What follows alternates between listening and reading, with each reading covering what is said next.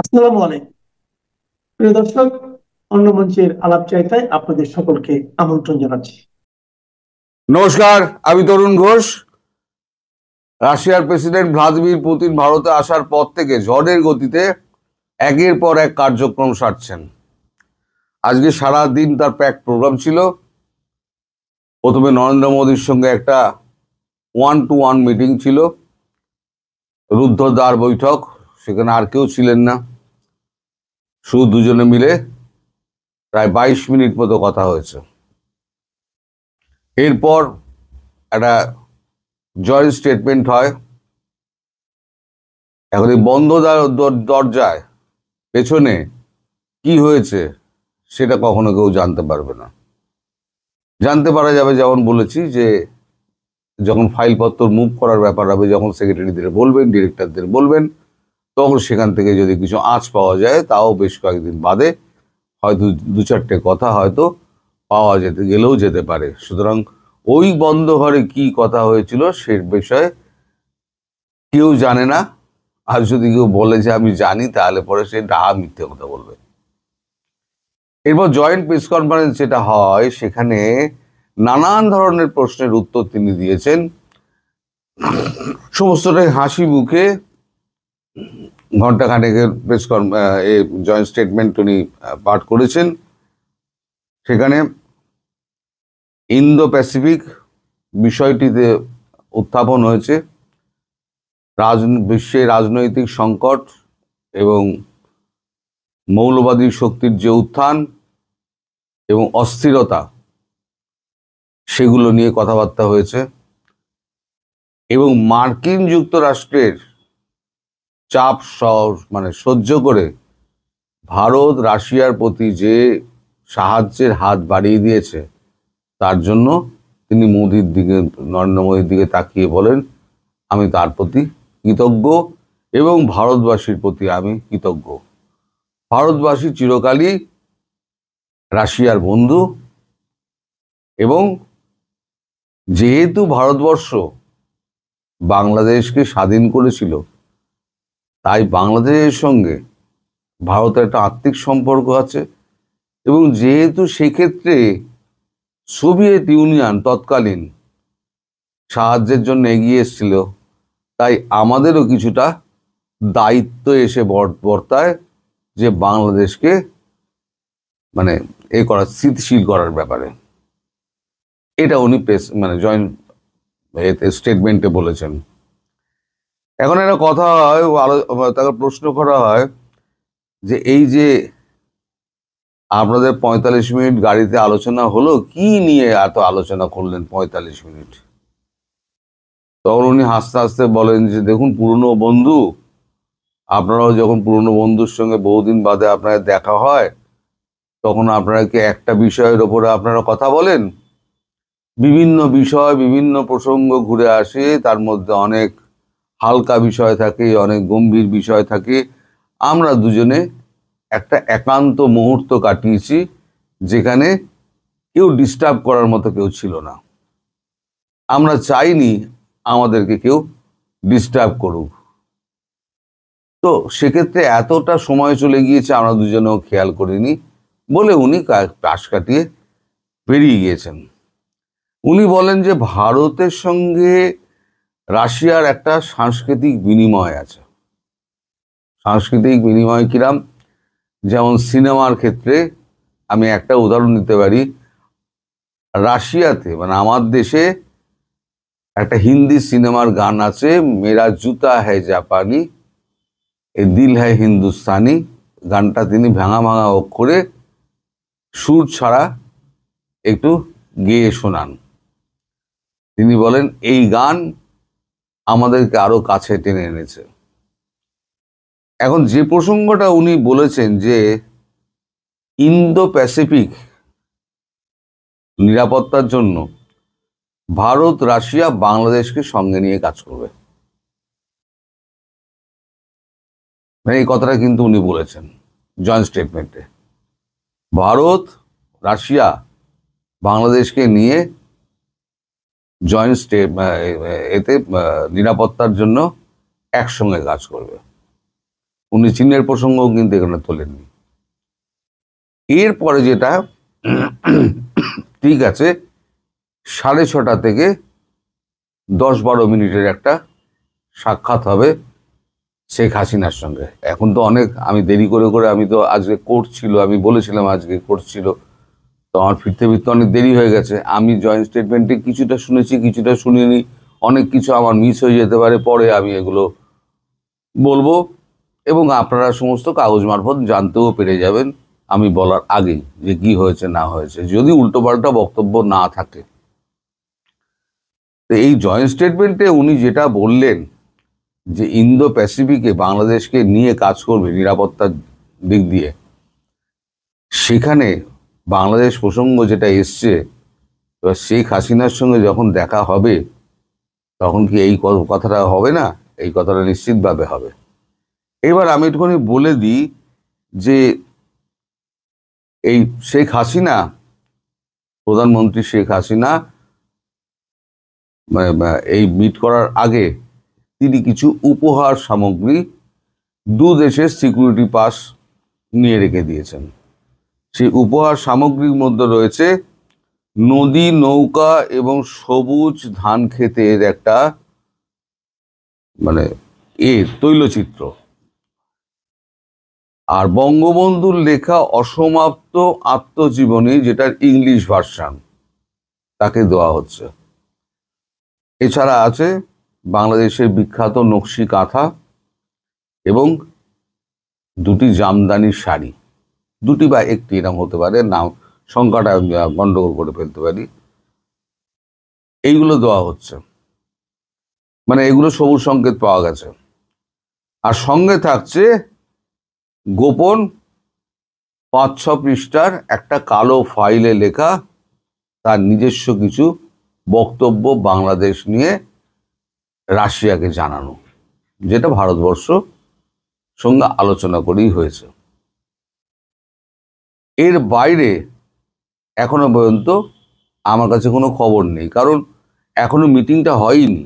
যেটা 6:30টার সময় হবে, যখন আমি ছাড়বো তখন মিটিংটা শুরু হবে। মিটিংটার পরে কি অবস্থা গিয়ে পৌঁছায়, কোথায় মিটিংটা গিয়ে দাঁড়ায়, তার খবরটা নিশ্চয়ই আমি আগামীকাল পেয়ে যাব, কারণ ওখানে থাকবেন আমাদের এনএসএ অজিত দোভাল।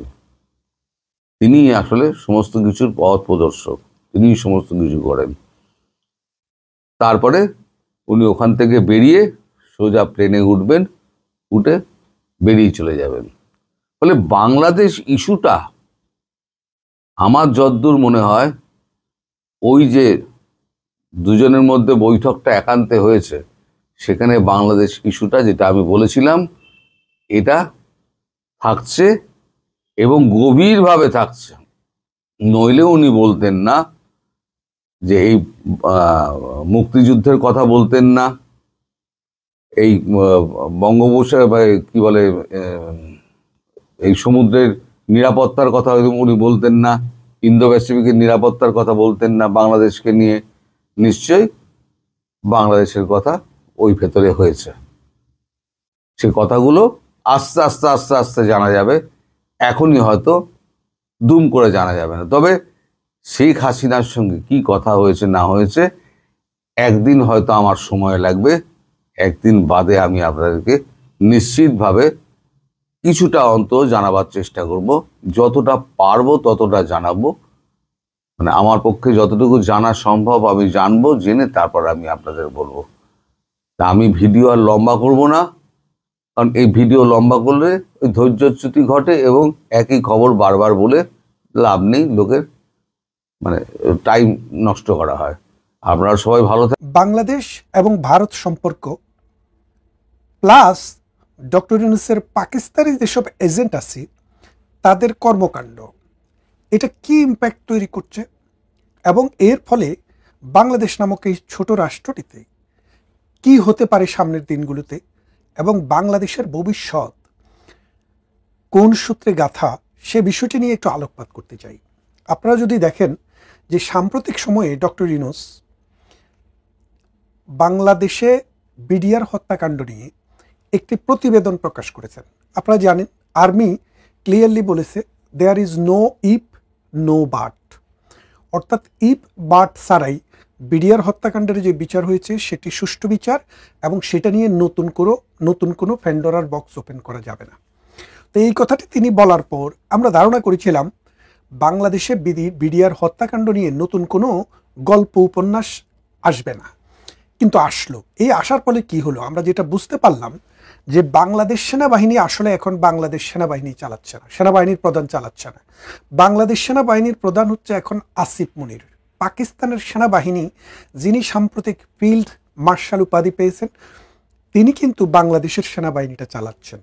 এবং এই বাংলাদেশ সেনাবাহিনীকে চালিয়ে ডক্টর ইউনূসের যেসব পাকিস্তানি এজেন্টরা সেনাবাহিনী, বিমান বাহিনী, নৌবাহিনী এবং বাংলাদেশের বিডিআর বা বিজিবিতে ছিল, সেই সব পাকিস্তানি এজেন্টদেরকে দিয়ে বাংলাদেশে একটি ন্যারেটিভ তৈরি করার চেষ্টা হচ্ছে। এই পাকিস্তানি এজেন্টরা বাংলাদেশে একটি ন্যারেটিভ দাঁড় করানোর চেষ্টা করছে যে বাংলাদেশে 2008 সালে যেই বিডিআর মিউটিনিটা হয়েছিল সেই মিউটিনির সাথে ভারত জড়িত, এবং সরাসরি ভারত রাষ্ট্রের নাম ধরেই কিন্তু এই কথাটি বলা হয়েছে। তার মানেটা কি দাঁড়াচ্ছে, যে বাংলাদেশের বিডিআর বিদ্রোহ এবং এই ভারতের সংশ্লিষ্টতা এক সূত্রে গাঁথা, এইরকম একটা প্রতিবেদন এসছে। অথচ আমরা সবাই জানি বাংলাদেশ আওয়ামী লীগ ক্ষমতায় এসছে 8 জানুয়ারি, আর 25 ফেব্রুয়ারি সম্ভবত এই ঘটনাটি ঘটে। 2 মাসেরও কম সময়ে ভেতরে এই ঘটনাটি যখন ঘটে, তখন শেখ হাসিনা আর্মি ক্যান্টনমেন্টে গিয়েছিলেন। ক্যান্টনমেন্টে কী ধরনের অবস্থার সম্মুখীন হয়েছিলেন তিনি, আমরা সেটা দেখেছি। পরবর্তীতে আস্তে আস্তে দেশটাকে আবার পুনর্গঠন করা হয়। এখন এই যে বাংলাদেশ সেনাবাহিনী যেখানে বলছে যে এখানে কোনো ভারতের সম্পৃক্ততা নেই, এটা বিডিআরের একটা বিদ্রোহ, এই বিদ্রোহে 57 জন সেনা কর্মকর্তা নিহত হয়েছেন, এটা শোকাবহ, দুঃখের। এবং শেখ হাসিনা এইসব বিডিআর বিদ্রোহে নিহত হওয়া পরিবারের সদস্যকে নানাভাবে তাদের পাশে দাঁড়িয়েছেন, কারো পরিবারের সদস্যদেরকে পার্লামেন্টের মেম্বার পর্যন্ত করেছেন।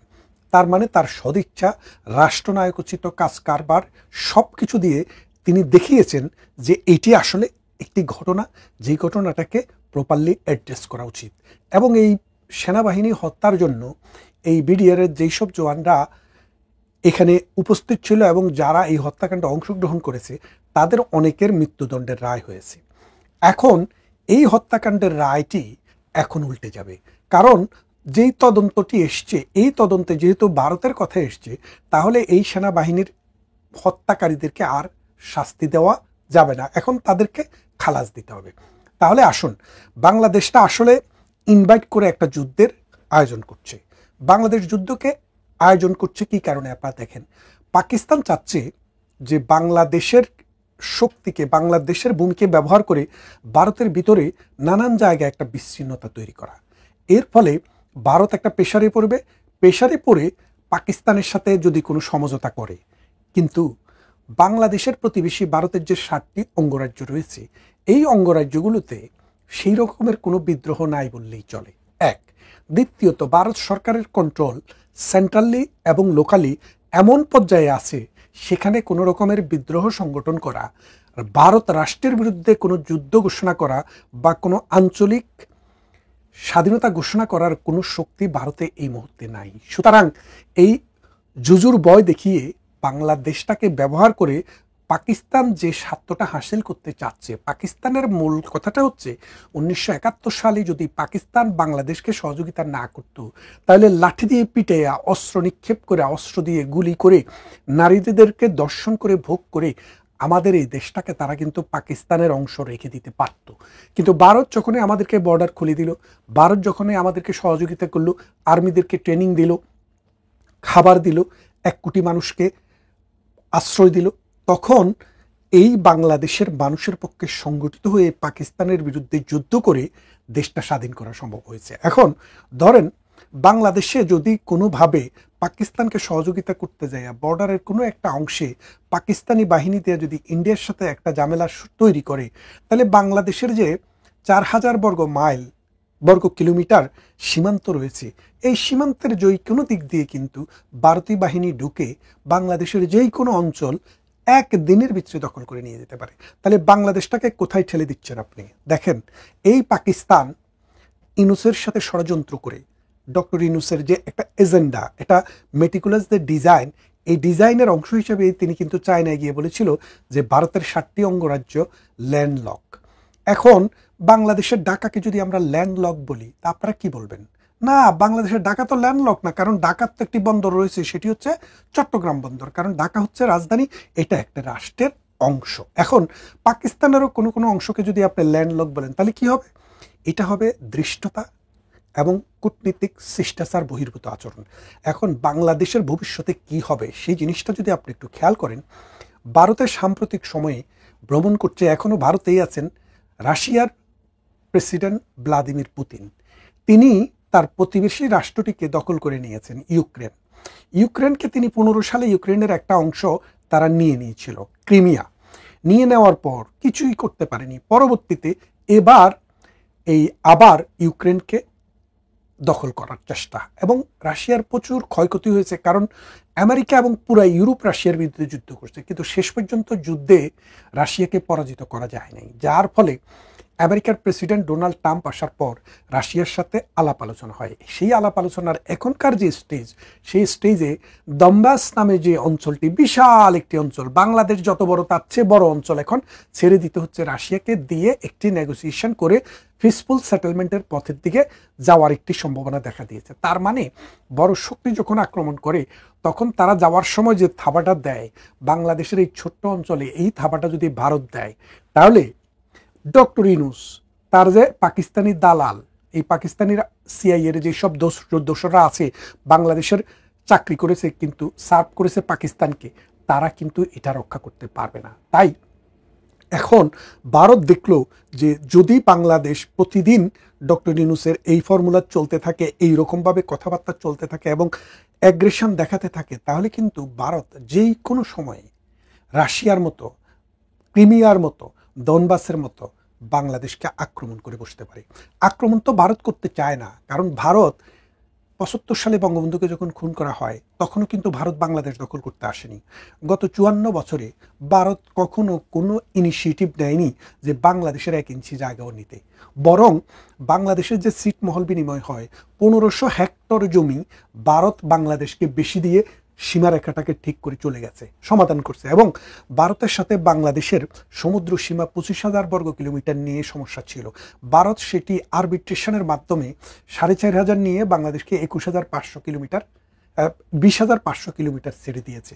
তার মানেটা আপনি দাঁড়ালো কি, যে ভারত কখনো তার এই প্রতিবেশীর ভূখণ্ডের প্রতি কোনো লালসা নেই, কোনো লোভ নেই। কিন্তু আজকে ডক্টর ইউনূস ক্ষমতায় আসার পর ভারতীয় ভূখণ্ডের প্রতি যেই তাচ্ছিল্যের সরে এবং যেই রকম শিষ্টাচার বহির্ভূতভাবে এবং পাকিস্তানের শর্তেরকে দিয়ে ভারতকে অশান্ত করে প্রকারান্তরে বাংলাদেশটাকে একটা ব্যাটেল ফিল্ড করার চেষ্টা করছে, এই ব্যাটেল ফিল্ড করার যদি চেষ্টা হয় তাহলে এই সুজলা সুফলা শস্য শ্যামলা জনসংখ্যার বারে নুজু এই মাটি এবং পানির দেশ, নদী এবং খালের দেশ বাংলাদেশটি বিচ্ছিন্ন হয়ে যাবে, ছিন্ন ভিন্ন হয়ে যাবে। ডক্টর ইউনূস জানেন তিনি বেশি দিন বেঁচে নেই, তার দেশে দেশে বাড়ি আছে, দেশে দেশে ঘর আছে, পৃথিবীর সমস্ত ব্যাংকগুলোতে কোটি কোটি টাকা তার রয়ে গেছে। তার কবরেও যদি টাকা দিয়ে দেওয়া হয়, স্বর্ণ গয়না দিয়ে দেওয়া হয়, তাও তার টাকা পুরাবে না। তাই তিনি এখন মানুষের কথা ভাবছেন না, তার যে চিন্তা, তার যে চেতনা, তার যে আচরণ, সেটা এমন একটা দিকে নির্দেশ করছে যে বাংলাদেশ সত্যিকার অর্থে এটি অন্ধকার প্রকোষ্ঠের দিকে যাওয়ানো দিচ্ছে। বাংলাদেশ যদি এখনই এই জায়গা থেকে ফিরে না আসে, তাহলে মনে করুন আগামী দিনের বাংলাদেশ আমেরিকা, ব্রিটেন, পশ্চিমা বিশ্বের অন্যান্য দেশ, পাকিস্তান এবং বাংলাদেশ এবং ইন্ডিয়া মিলে একটা যুদ্ধক্ষেত্র তৈরি হবে। রাশিয়াও সেখানে ইন্ডিয়ার পাশে এসে দাঁড়াবে। সেই ক্ষেত্রে বাংলাদেশ কি সেটা অ্যাফোর্ড করতে পারবে? আর যদি না পারে, আপনারা আমরা সবাই ডক্টর ইউনূসের এই মেটিকুলাস ডিজাইনের বিরুদ্ধে শক্তিশালী অবস্থান নিয়ে বলতে হবে, আমার সোনার বাংলা, আমি তোমায় ভালোবাসি, এই দেশ আমার, এই মাটি আমার, এটাকে আমরা বন্ধুত্বের ভিত্তিতে রক্ষা করতে চাই, কারোর সাথে যুদ্ধ করে নয়। নরেন্দ্র মোদীর ভারত যে বড় কঠিন ঠাঁই, এটা যদি এখনো না বুঝে থাকেন ট্রাম্প, তবে আগামী দিনে আরো কঠিন মূল্য চুকিয়ে এই সত্যটি তাকে বুঝতে হবে।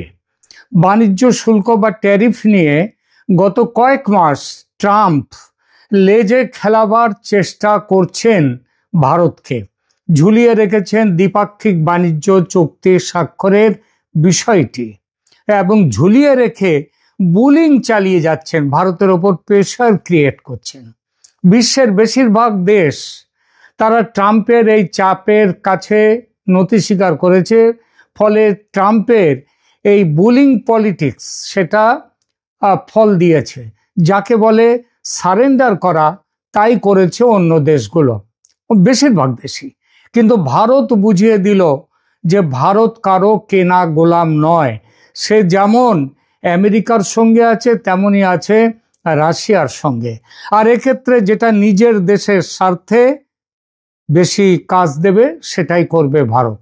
আর এই সমদূরত্ব রাখার রাজনীতি এতটাই কার্যকর যে 140 কোটি মানুষের এই বিশাল বাজারকে উপেক্ষা করার সাহস ও ক্ষমতা কারো নেই।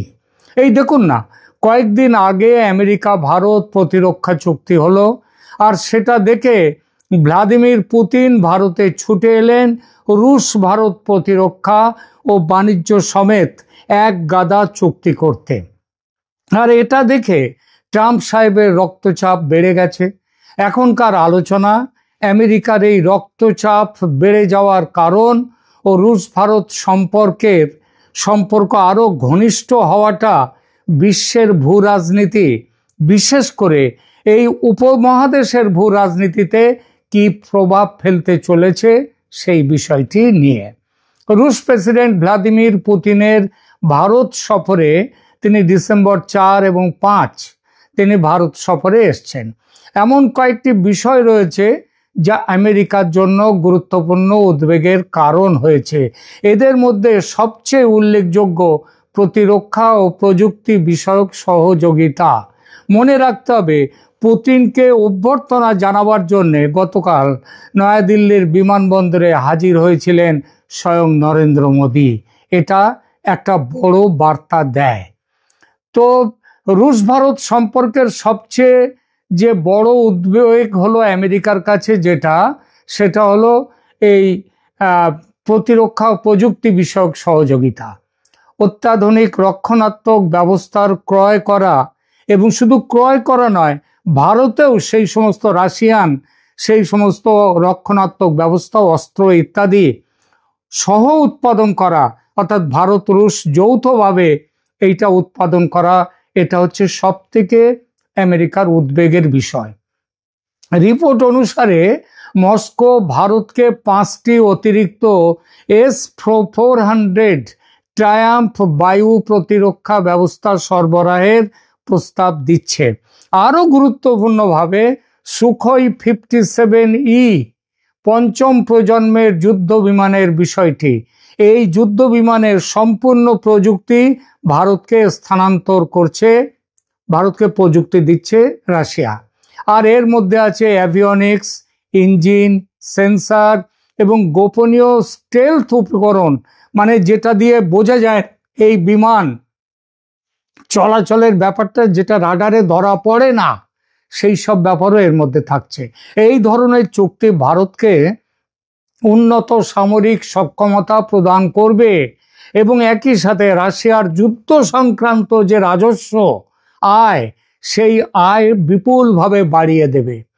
S-500 এয়ার ডিফেন্স সিস্টেম, যেটা S-400 এর থেকে আরও ওপরের, সেই ডিফেন্স সিস্টেমও আলোচনায় আছে ভারতকে দেয়ার। এই S-500 600 কিলোমিটার পর্যন্ত ব্যালিস্টিক লক্ষ্য এবং 400 কিলোমিটার পর্যন্ত বিমান, মানে ব্যালিস্টিক মিসাইলকে আটকাবে এবং 400 কিলোমিটার পর্যন্ত বিমানকে আটকে দেবে, এর ক্ষমতা আছে। দ্বিতীয় বড় উদ্বেগ যেটা আমেরিকার, সেটা হলো ভারতের রাশিয়ান তেল আমদানি বজায় রাখা। ভারত বর্তমানে রাশিয়ার তেল আমদানিতে শীর্ষস্থানে। ট্রাম্প প্রশাসন ভারতকে এই তেল কেনাটা বন্ধ করার চাপ দিচ্ছে, এই যুক্তি দিয়ে যে এভাবে টাকা পেলে রাশিয়া ইউক্রেনের যে যুদ্ধ, সেই যুদ্ধ চালিয়ে যেতে এটা সহায়তা করছে। কিন্তু ভারত থোড়াই কেয়ার করছে এসব কথা। প্রেসিডেন্ট পুতিন যেমন স্পষ্টভাবে বলেছেন যে তিনি চান ভারত তার তেল কেনাটা অব্যাহত রাখুক রাশিয়ার কাছ থেকে, তেমনি ভারতও বলেছে আমার যেখানে সুবিধা হবে সেখানে আমি তেল কিনব। তৃতীয়ত, রুশ ভারত বাণিজ্যে একটা বড় ভারসাম্যহীনতা রয়েছে, অর্থাৎ ভারত রাশিয়া থেকে আমদানি করে বেশি, যার বেশিটাই অস্ত্রশস্ত্রের ব্যাপার আছে, তার পরিমাণ 63.8 বিলিয়ন ডলার। আর রাশিয়াতে ভারত পণ্য রপ্তানি করে মাত্র 4.88 বিলিয়ন ডলার। তার মানে প্রায় 59 বিলিয়ন ডলারের ঘাটতি বাণিজ্য ভারতের। রাশিয়া এই ভারসাম্যহীনতা নিয়ে খুব চিন্তিত এবং ভারতীয় পণ্য, বিশেষ করে ফার্মাসিউটিক্যাল, ওষুধপত্র, অটোমেটিভ গাড়ির যন্ত্রপাতি এবং কৃষি পণ্য, সেটা ক্রয় বেশ বড় সড়ো রকম বাড়িয়ে দেবে বলে কথা দিয়েছে, যাতে ভারতের বাণিজ্য ঘাটতি কমে যায়। এর ফলে বাণিজ্য শুল্ক নিয়ে আমেরিকা যে বুলিগিরি চালিয়ে যাচ্ছে ভারতের সঙ্গে, সেই বুলিগিরির ক্ষমতা ভারতের আমেরিকার আর থাকছে না। এটা বুঝতে পেরেছে আমেরিকা, এবং যার জন্যে পুতিন চলে যাওয়ার পর দিন, ডিসেম্বরের প্রথম সপ্তাহে 5 তারিখে পুতিন চলে যাবেন, 5 তারিখ রাত্রে, এবং তারপরে এই 7 তারিখ নাগাদই চলে আসছেন আমেরিকা থেকে নতুন এক প্রতিনিধি দল, বাণিজ্য চুক্তি, শুল্ক চুক্তি, সেটাকে ফাইনালাইজ করতে। তার মানে কি বোঝা গেল? বোঝা গেল এইটাই যে চাপে না পড়লে বিড়াল গাছে ওঠে না, চাপ পেলে মানে ভয় পেলে বিড়াল গাছে উঠবে। কিন্তু এহ বাহ্য আগে কহ আর। রুশ ভারত এই যে নৈকট্য, এই নৈকট্য বিশ্ব ভূরাজনীতিতে কি প্রভাব ফেলবে? রাশিয়ার সবচেয়ে বড় বন্ধু হয়ে গেল ভারত, চীন অনেক দূরে চলে গেল রাশিয়া থেকে। আর আমেরিকার অবস্থা এমনই যে এই সুযোগে চীনকে যে কাছে টেনে নেবে তারও উপায় নেই। তাহলে আরো অতলে তলিয়ে যাবে আমেরিকার অর্থনৈতিক পরিস্থিতি। চীনকে রুখতে জাপান, অস্ট্রেলিয়া ও ভারতকে নিয়ে এই ইন্দো প্যাসিফিকে যে কোয়াড্রিল্যাটারাল সিকিউরিটি ডায়ালগ বা কোয়াড তৈরি করেছে, সেটা আর কার্যকর থাকবে না। সুতরাং ভারতের কাছ থেকে কিল খেয়ে কিল হজম করা ছাড়া আমেরিকার সামনে আর কোনো রাস্তা নেই। আর এর কি প্রভাব পড়বে বাংলাদেশের ওপর? এবার সেই প্রসঙ্গে দুই কথা। ইউনুসকে নিয়ে আমেরিকা এখনো নানান খেলা খেলতে চাইছে, ঝেড়ে কাশছে না আমেরিকা। দিল্লিতে, দোহাতে খলিলুর রহমানের সঙ্গে অজিত ডোভালের বৈঠকে মার্কিন প্রতিনিধিরাও হাজির ছিলেন, এবং ভারতের সঙ্গে তারা একযোগে বাংলাদেশে ফ্রি, ফেয়ার অ্যান্ড ইনক্লুসিভ ইলেকশনের কথা বলছে, আওয়ামী লীগের ওপর থেকে নিষেধাজ্ঞা প্রত্যাহারের কথা বলছে, এমনকি ইউনুসকে সরিয়ে দিয়ে শেখ হাসিনার তত্ত্বাবধানে একটি কেয়ারটেকার সরকার গঠন ও সেই সরকারের অধীনে নির্বাচন করার যে ভারতীয় প্রস্তাব, সেই প্রস্তাবেও আমেরিকার প্রতিনিধিরা সহমত জানিয়েছে। কিন্তু আবার একই সঙ্গে ইউনুসকে রাশ টানার ব্যাপারে কিছু করছে না। ইউনুস এখন চেষ্টা করছে নির্বাচন পিছিয়ে দিতে, নির্বাচন যাতে না হয় সেই ব্যবস্থা করছে, এবং ইউনুসের এখনো যে যা খুশি তাই করে যাওয়া আমেরিকা সেখান থেকে সুতো ছাড়ছে। অর্থাৎ আমেরিকার এই যে 2 নম্বরই একটা ব্যাপার, এই ব্যাপার আর মেনে নিতে রাজি নয় ভারত। বাংলাদেশে ব্যবস্থা নিতে ইতিমধ্যেই অনেক দেরি হয়ে গেছে। মোল্লাতন্ত্র ও জঙ্গিতন্ত্র খেয়ে ফেলেছে দেশটাকে, আর দেশটাকে খেয়ে ফেললেই যে হবে তা তো নয়, আর দেরি করলে ভারতের অভ্যন্তরীণ নিরাপত্তা বিপন্ন হবে। এটা হিসাব করে ভারত যুদ্ধ প্রস্তুতি শুরু করে দিয়েছে খুব ভালোভাবে, এবং এখন বাংলাদেশকে সব দিক দিয়ে ঘিরে ফেলেছে। 3 দিকে তো এমনিতেই, এবং ভারতের নৌবাহিনী পর্যন্ত এখন চট্টগ্রামের ওখান থেকে বঙ্গোপসাগরে সেখানেও ঘেরাটোপ দিয়ে ফেলেছে। ভারত জানে বাংলাদেশের সামরিক অভিযান যদি এই মুহূর্তে চালানো হয়, আমেরিকা কিছুতেই ভারতের বিরুদ্ধে যেতে পারবে না। তাকে চুপচাপ বসে বসে দেখতে হবে ভারতের সামরিক অভিযান। এমনও হতে পারে আমেরিকা ভারতকে সমর্থন করবে সেই অভিযানে। আমেরিকার হাত আগেই বাঁধা ছিল, সেই বাঁধন আরো শক্ত করে দিল রুশ প্রেসিডেন্ট পুতিনের ভারত সফর এবং সফরে স্বাক্ষরিত চুক্তিগুলো। বলা বাহুল্য, এর পরে ট্রাম্প সাহেবের মনে ভারতের বিরুদ্ধে ব্যবস্থা নেয়ার বাসনা জাগার কোনো কথাই আর ওঠে না, উঠবে না। জানা যাচ্ছে সম্প্রতি অজ্ঞাত আততায়ীদের হাতে একের পর এক মোট 31 জন বিদেশি নিহত হয়েছে ঢাকা ও চট্টগ্রামে। এদের মধ্যে 17 জন আমেরিকার সিক্রেট ইন্টেলিজেন্স বা সামরিক বিভাগের লোক। বাকি 14 জনের বেশিরভাগ পাকিস্তানি গোয়েন্দা সংস্থা ISI এর। আবার কয়েকজন আছে তুরস্কের গোয়েন্দা সংস্থা মিলি ইস্তিবারাত তাশকিলাতি বা MIT সংস্থার।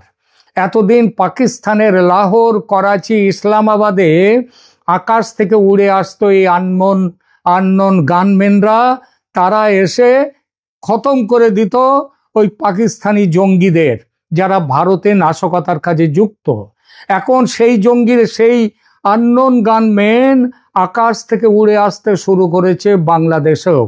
আর একের পর এক এদের অপারেশনে আমেরিকা এতটাই ভয় পেয়েছে যে ঢাকায় আর কেউ থাকতে চাইছে না, সবাই চলে যেতে চাইছে বাংলাদেশ থেকে, আর নতুন করেও কেউ আসতে চাইছে না। ট্রাম্পের মাথা থেকে বাইডেনের ভূত বিদায় নিচ্ছে খুব দ্রুত, খুব দ্রুত। এখন বাংলাদেশে ট্রাম্পের মন্ত্র কি? ভারতং শরণং গচ্ছামি, মোদিং শরণং গচ্ছামি। এই পরিস্থিতিতে রুশ ভারত বর্তমান সমঝোতা, আমেরিকার বাংলাদেশ নিয়ে এই যে খেলাধুলো করছে এখনো, সেই খেলাধুলোয় দাঁড়ি টেনে দেবেই। কারণ সর্বনাশের অর্ধেক ভালো, এটা তো প্রবাদেই আছে। বাংলাদেশে ভারতের অপারেশন ইতিমধ্যেই শুরু হয়ে গেছে, আর অপারেশন শেষ হতে খুব বেশি দেরি হবে না। আমেরিকা এটা বুঝেছে।